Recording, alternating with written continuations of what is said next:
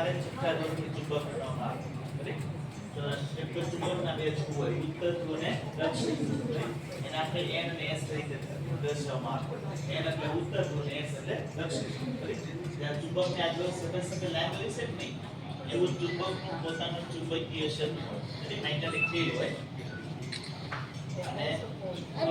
તે ચુંબકીય ક્ષેત્રનો આ ચુંબકીય ક્ષેત્ર છે ને એનો યુઝ કરીને તે આપણે જનરેટરની અંદર આપણે ઇલેક્ટ્રિસિટી વિચાર કરતો ઓશો મેગ્નેટ આવે બાર મેગ્નેટ આવે પછી રિંગ મેગ્નેટ આવે પછી ડિસ્ક મેગ્નેટ આવે ચુંબકના બધા અલગ અલગ પ્રકાર એનો જે શેપ અને એનો જે આકાર હોય ને એના આકાર પ્રમાણે એને નામ આપેલા છે બરાબર પછી જો માઇકલ ફેરાડે આપણે આગળ જોયું હતું કે નહીં આપણે કોઇલ અને ચુંબકની મદદથી આપણે વીજળી ઉત્પન્ન કરી હતી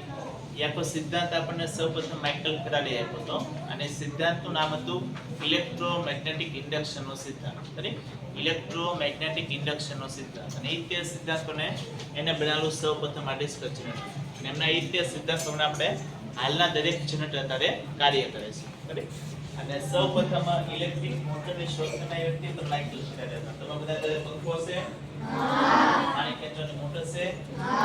બધામાં ઇલેક્ટ્રિક મોટરનો યુઝ થતો એની સૌપ્રથમ શોધ કરીને કરી હતી માઇકલ ફેરાડે પછી ટ્રાન્સફોર્મર આવે તમને ખબર છે ડીસી ટ્રાન્સફોર્મર એની સૌપ્રથમ શોધ કરીને કરી હતી માઇકલ ફેરાડે પછી જો અહીંયા જૂનો રેડિયો મોડેલ રાખેલું છે જો રેડિયોની શોધ કરીને આપણા ભારતના વૈજ્ઞાનિક હતા આચાર્ય જગદીશચંદ્ર બોઝ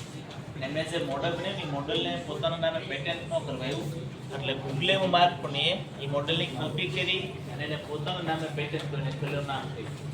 બાકી રિયલમાં રેડિયોની શોધ કરીને આપણા ભારતના વૈજ્ઞાનિક હતા આચાર્ય જગદીશચંદ્ર બોઝ એમણે સૌપ્રથમ રેડિયોની શોધ કરી